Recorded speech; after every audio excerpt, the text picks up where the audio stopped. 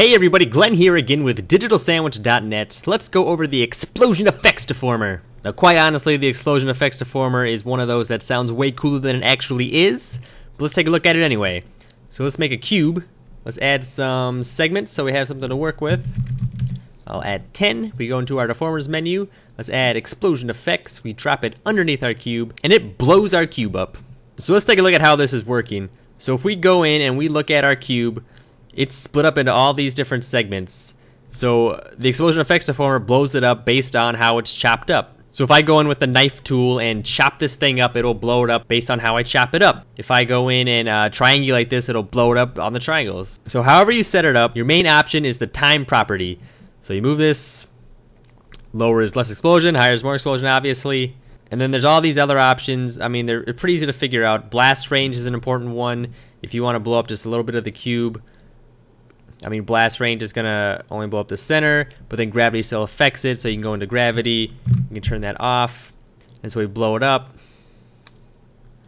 Now I got it too low. Let's turn up blast range a little bit, and there, just the middle is gonna blow out. So there's a lot of options you can do to tweak this and make it look cool, but if you're trying to explode something in a really physically accurate way, I don't think you can get a good result with explosion effects. I'm sure if you try hard enough you can get something that looks cool, but if you're trying to make something that looks real, you can just download a free plugin and do it so much easier. So something cool you could do, say for example you have a logo or your name or something in text, you can blow it up in a certain way.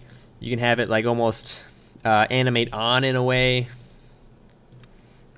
Let's turn this back to automatic. So say for example, this is your logo. You can have it like form on or form off. So what I did to do that is I changed the explosion direction to only Z, so it only blows up in a certain way. I can make this rotate. I can make it disappear over time. So like as it blows out, they shrink. So in a way, it's kind of like poor man's Transform if you don't want to drop the $200 for Nick Campbell's plugin. I mean, sure, if you spend enough time, you could make something that looks pretty similar.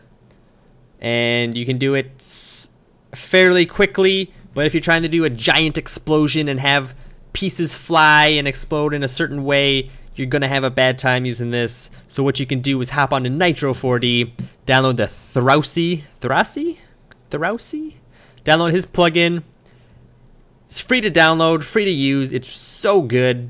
It's incredible. And if this just isn't good enough for you, go to Donationware, download Nitro Blast, which is even better. It can do so much more. It's such a good plugin. This guy is ridiculous. I don't know how he does it, but he always just busts out these free plugins so fast, and they're so good. If you don't follow his site, why aren't you there right now? So for DigitalSandwich.net, this was Glenn with the Explosion FX Deformer.